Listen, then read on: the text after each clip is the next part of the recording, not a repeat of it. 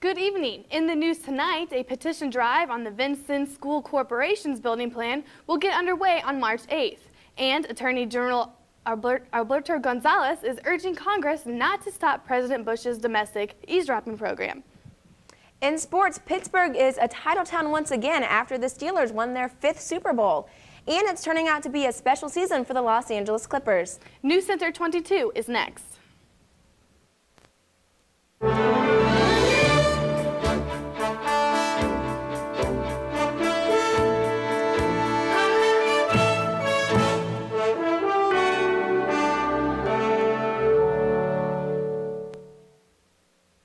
A petition drive on the Vincennes Community School Corporation's $57 million building plan will begin next month.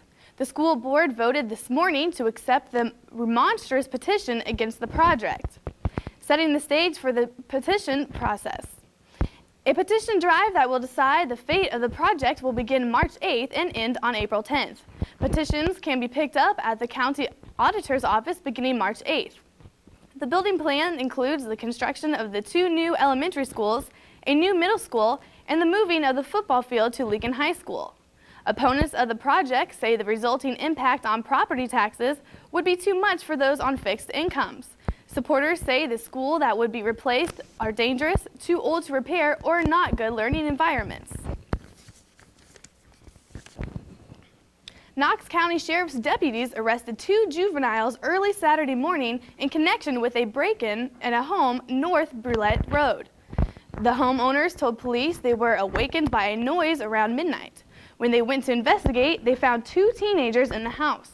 The teens ran and were chased by the homeowner, who lost sight of them in a wooded area.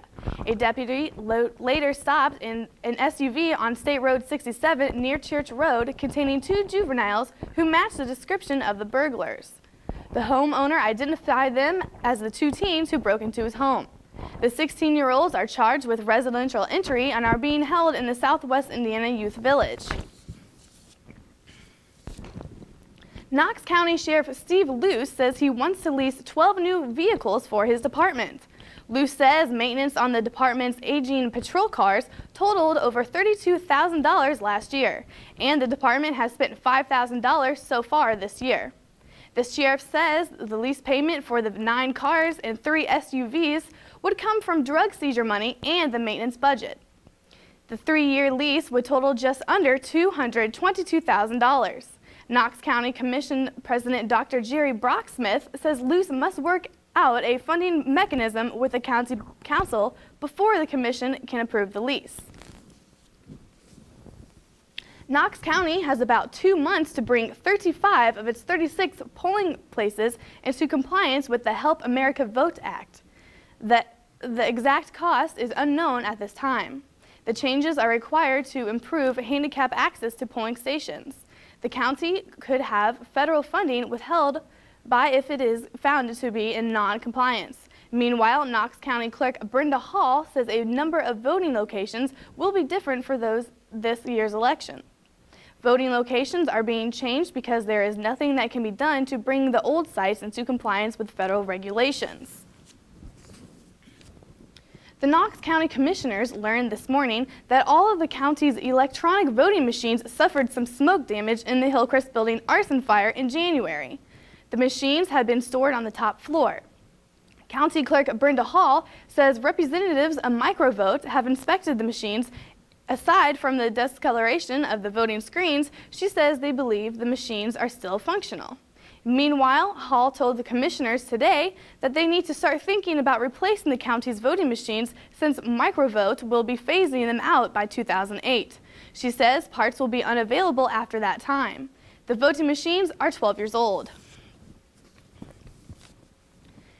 Orange County's Riverboat Casino has sparked a land boom in this southern Indiana county. For sale and for lease signs are now dot French Lick and adjoining West Baden Springs, which have a combined population of about 2,500 homes in French Lick, are selling for about 25 to 30% more than just 2 years ago. Some developers even report getting up to twice what they have paid for the properties. Those prices are expected to continue to climb the casino's opening draws near. The French Lake Springs Resort and Casino is expected to open this December. The Indiana General Assembly has reached its midway point with Governor Daniels' highway plan overshadowing all the other legislation lawmakers are debating. That plan would allow Daniels to lease the Indiana toll road to a foreign venture for 75 years in exchange for a $3.8 billion payout. House Republicans passed the plan last week without a single vote by Democrats, who say the proposed lease of the highway to a foreign venture is a bad financial deal and a leap into uncharted territory. They say it needs more study than is possible in a session to end by March 14th. The highway plan is now before the Senate, which Republicans control 33-17. The Bloody Eighth is already living up to its nickname after pictures of one congressional candidate's underage daughter drinking alcohol surfaced the internet. It has made for a rough start for the race in southwestern Indiana's 8th congressional district for Democratic candidate Brad Ellsworth. An Indiana University law student alerted the Evansville Courier and Press after discovering the online pictures of Ellsworth's 19-year-old daughter drinking at Indiana University. The newspaper published a story about the pictures on its front page Saturday. Ellsworth has been the Vandenberg County Sheriff for 7 years. He is running against Republican Congressman John Hosteller. Ellsworth says the disclosure cheapens the political process.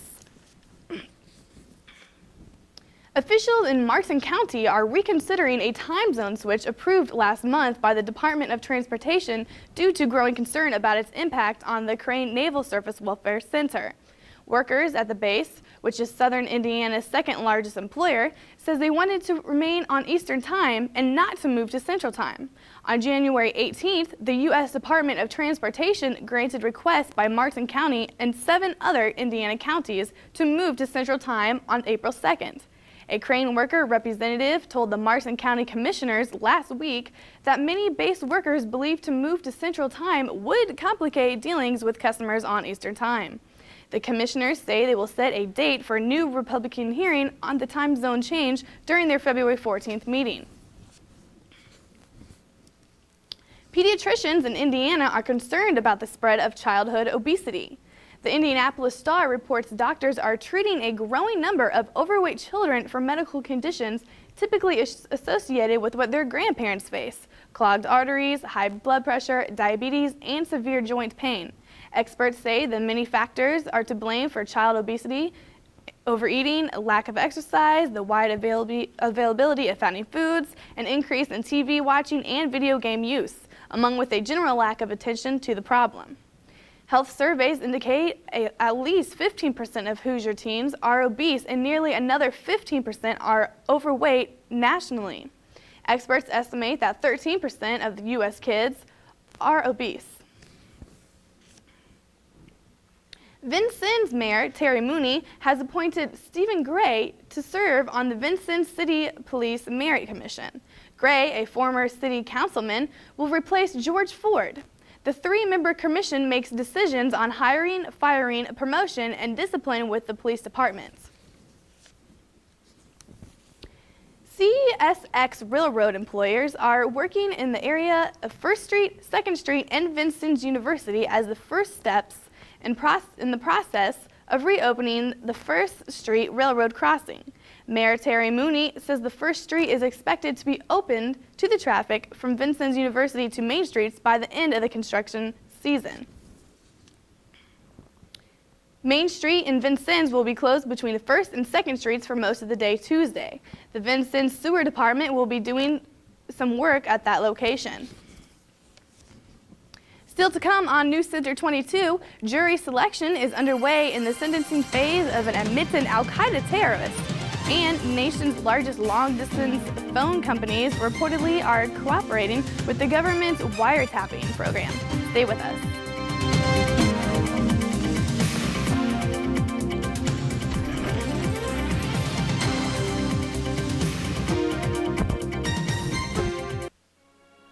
Tune in to WVUT this Monday night. At 8, watch Antiques Roadshow. American Experience at 9 provides a biography of Jesse James. A striking profile of the outlaw is told through reenactments, comments from historians, and archival photographs. The hour traces James' life from age 16 to his death at 34. Then at 10, Bonhoeffer recalls the theologian who opposed Nazism. Monday night on WVUT. Zacharias Moskowski has been removed twice from a federal court where jury selection in the sentencing phase on his terrorist conspiracy trial is underway. The judge had Moskowski removed from the speaking out of the turn. At one point, he declared, "I am Al-Qaeda." Moskowski could face the death penalty. Attorney General Alberto Gonzales is urging Congress not to stop President Bush's domestic eavesdropping program. Gonzales told a Senate panel that doing so would give the enemy room to operate within the U.S., but Senate Judiciary Chairman Arlen Specter says federal law forcefully prohibits electronic surveillance without a court order. Gonzales told the committee today that the president used powers granted under both the Constitution and federal law. But he was challenged by Senator Specter, who told Gonzales that even the Supreme Court has ruled the president does not have a blank check. The nation's largest long-distance carriers reportedly helped the nation's security agency wiretap calls to and from the U.S. without warrants. USA Today reports MCI, Sprint, and AT&T are granted access to their systems without warrants or court orders. And newspaper says the companies provide call routing information that helps physically locate the callers. Verizon, which has acquired MCI and Sprint, had no comment on the report. A call to AT&T was not immediately returned. President Bush is sending Congress a $2.7 trillion budget that would give a big boost to the war on terror and rein in the budget deficit. The Bush administration predicts the nation's budget deficit will soar to an all-time high this year due to Iraq war and the hurricane relief. Some of the savings would come from trimming Medicare spending. Agencies such as the National Institutes of Health would see belt tightening. The proposed budget does increase spending in other domestic areas.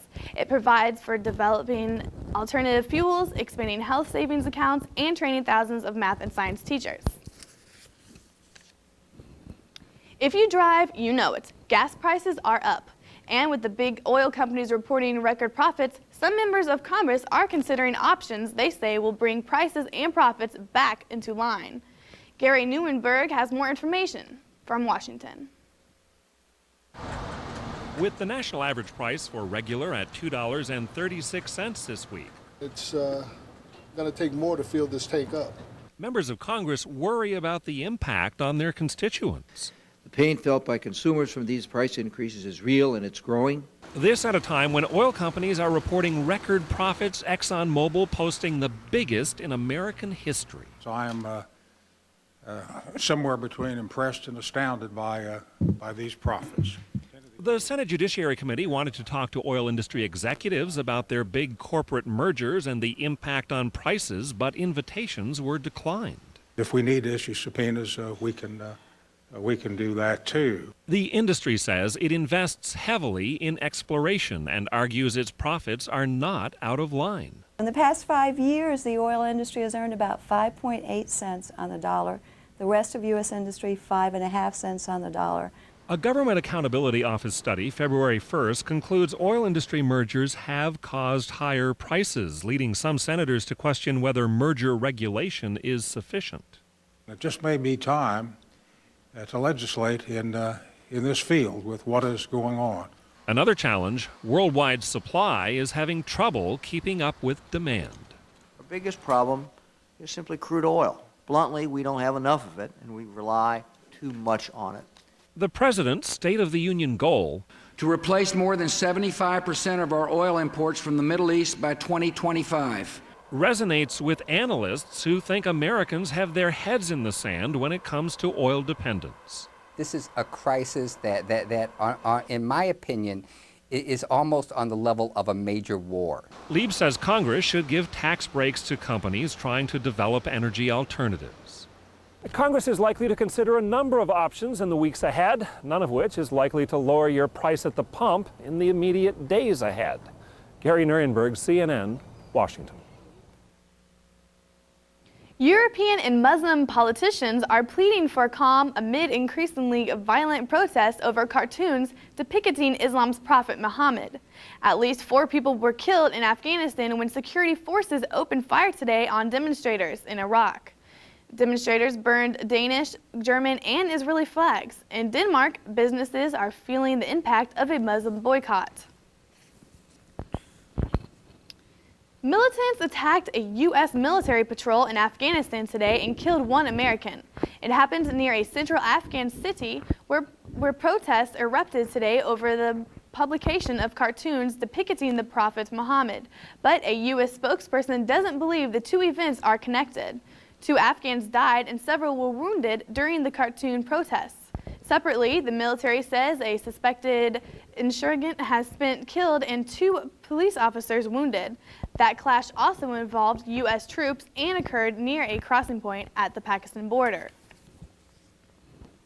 In Egypt, hospital authorities have released some of the bodies of the victims that were in the ferry that sank on Friday with more than 1,400 passengers and crew. Relatives of victims are reacting angrily to reports the captain kept sailing despite a fire on board. Several hundred are still missing. Relatives of the victims today stormed the offices of the company that owns the ship. Since 1992, the aircraft known as the F-117 has had a home at the Holloman Air Force Base in New Mexico, but the president's current budget plan has earmarked early retirement for the stealth fighter. As Jeffrey Dunmars reports, the locals in Alamogordo are trying to stay optimistic. Having an Air Force base in your own backyard comes with its own set of challenges. 1988, 91, 93, 95, and now in 2005, they've looked at Holloman Air Force Base, haven't done anything with it. Bill Byrd is a member of New Mexico's committee to keep bases open. For 10 years, Holloman Air Force Base in Alamogordo avoided major hits by the Base Realignment and Closure Committee. It also avoided any serious changes to its 49th Fighter Wing. Now Holloman may become an inviting target for BRAC. On Monday, the Pentagon will announce a new budget, one that calls for the stealth fighter to be retired in just 2 years, far ahead of schedule, which means Holloman's main tenants would be heading off into the sunset. The move would save the government $2 billion, but the cut could cost Alamogordo and all of New Mexico millions. I think we have one of the best small bases in the Air Force. So I think there's a mission coming our way. We want to know what it is. That's the hope many people have here. The Air Force did not close the base under BRAC, which was just last year, so people here think there are already plans for a new mission at Holloman. In Alamogordo, Jeffrey DeMars, KOAT Action 7 News. Thousands of mourners in Atlanta are paying quiet tribute to Coretta Scott King. People have lined up for blocks outside Ebenezer Baptist Church to file past her casket. Later today, the church will host a musical service featuring the Reverend Jesse Jackson and other speakers. King's funeral is tomorrow. Still to come on Newscenter 22, Michael Nice has the latest from weather for the Wabash Valley.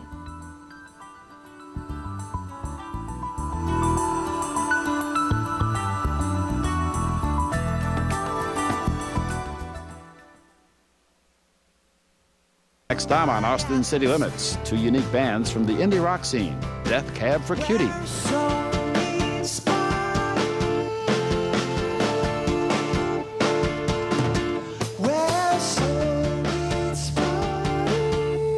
And My Morning Jacket.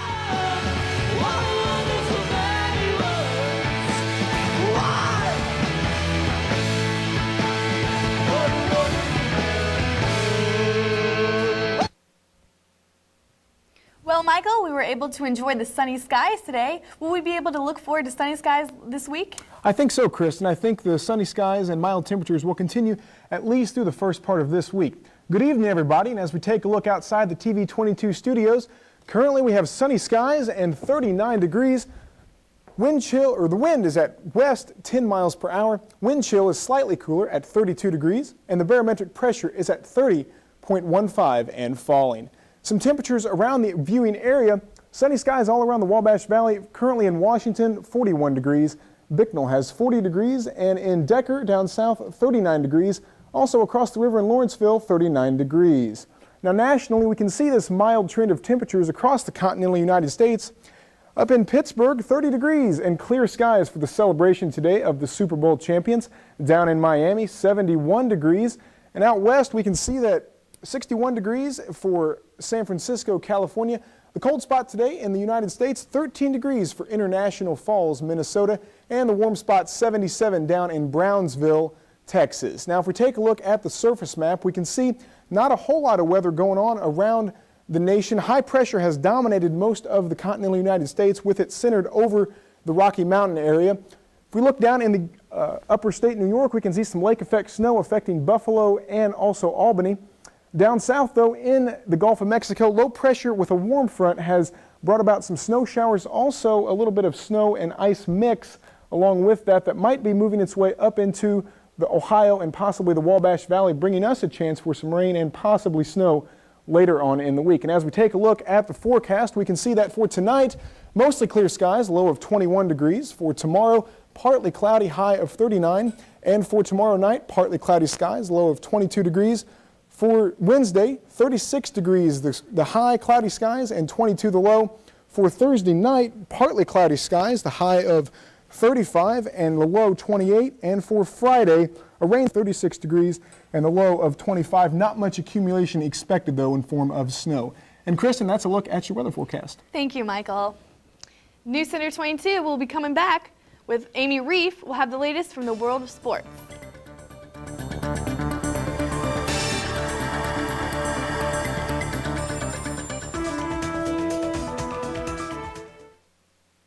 The public is invited to attend Meet Your Legislators on Saturday, February 25th at 9 a.m. in Davis Hall on the Vincennes University campus. The forum will include information from area legislators, followed by a question and answer session.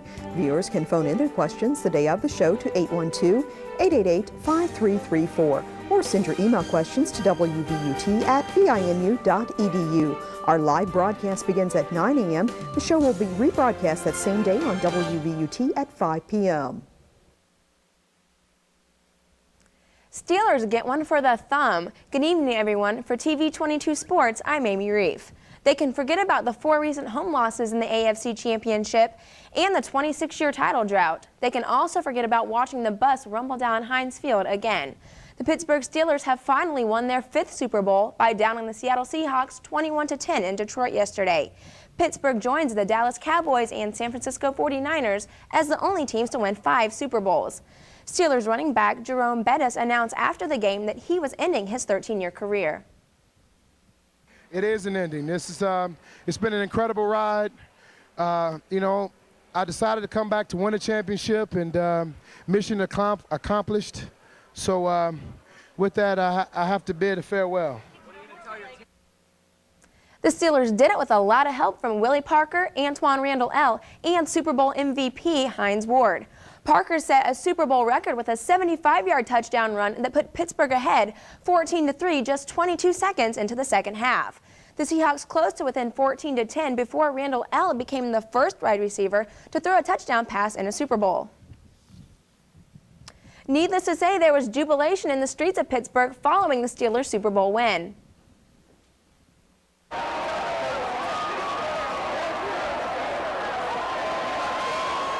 I hope they appreciate me, because we just brought a championship back home, one for the thumb. We've got a lot of fans around us right now, waving the terrible towels. The crowd has packed the streets. You look in either direction for blocks, and there's just a sea of people out here, thousands of people. Baby, yeah! I flew here from Chicago to be because where else would you rather be than right here, right now? Yeah!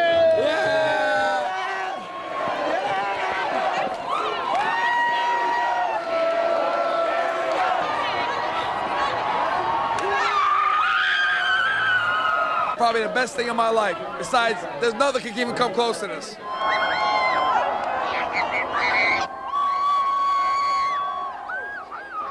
We love them! Go Steelers!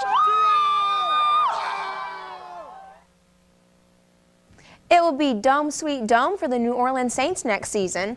The Saints will play their first home game of the upcoming season on September 24th against the Atlanta Falcons.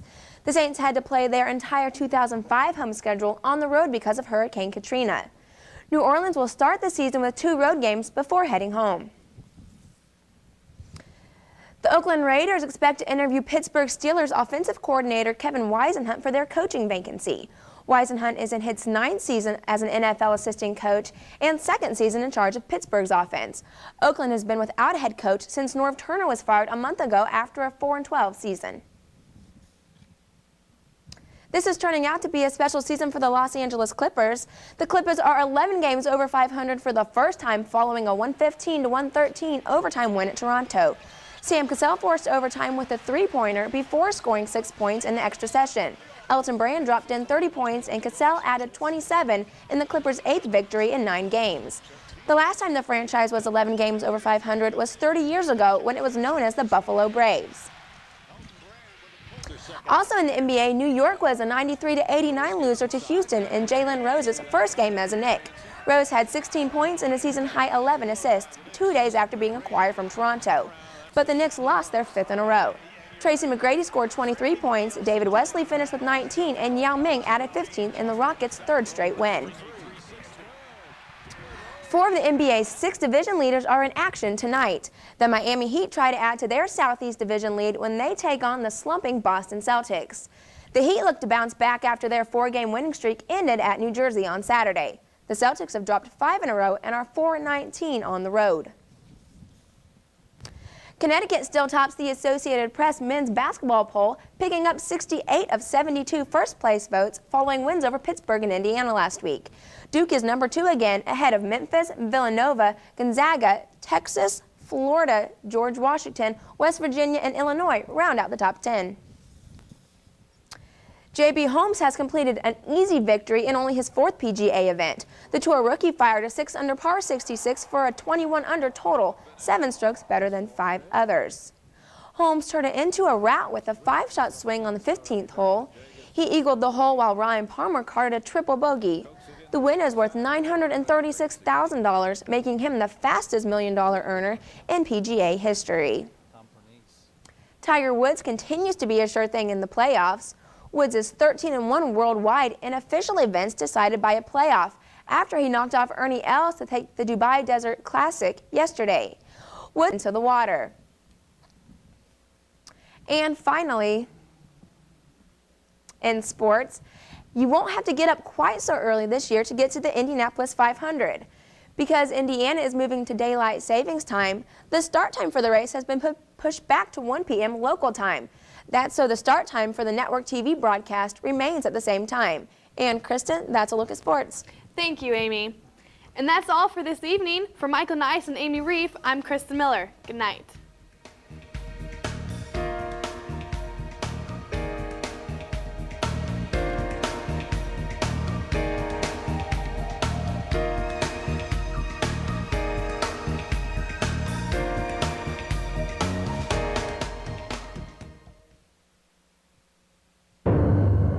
The killing of the Jews.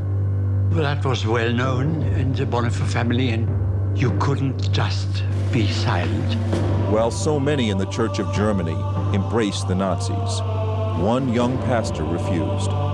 You can almost sense that he is going to somehow do something to put a spoke in the wheel of the Third Reich.